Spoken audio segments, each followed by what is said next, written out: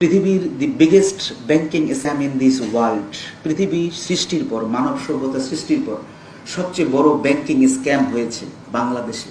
9 তারিখে আমি প্রথম যে গ্রুপটার ব্যাংক সার্চ দিলাম। This is the first bank search in this Republic after 15th August. সেটা হলো এস আলম গ্রুপ। আপনারা সবাই দেখেছেন, সব পত্রিকায় এসেছে।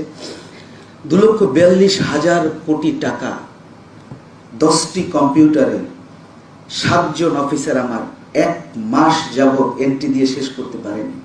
বাবা হিসেবে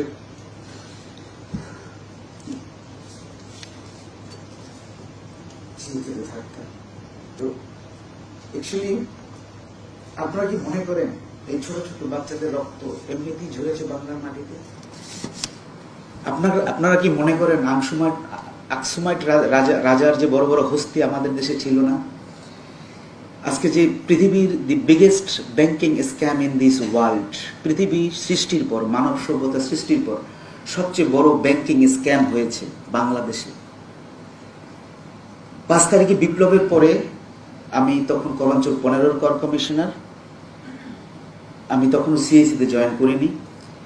9 তারিখে আমি প্রথম যে গ্রুপটার ব্যাংক সার্চ দিলাম। This is the first bank search in this Republic after 15th August. সেটা হলো এস আলম গ্রুপ।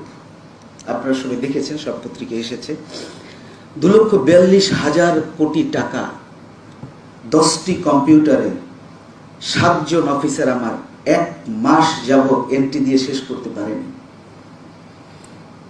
36,000 কোটি টাকা 30শে জুন ব্যাংকে স্থিতি ছিল 5 ইয়ার্সের। 6,781 কোটি টাকা ব্যাংক সুদ পেয়েছে। অধিকাংশই শো করা নেই। আমরা কাজ করছি এখনো।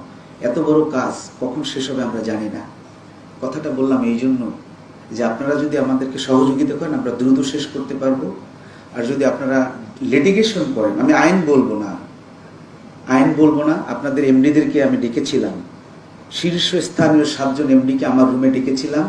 আমি তাদেরকে শোকজ করেছি। তারা লিখিতভাবে সবিনয়ে বলেছে ভুল হয়েছে। কি ভুল হয়েছে তাও আপনাদের বলবো।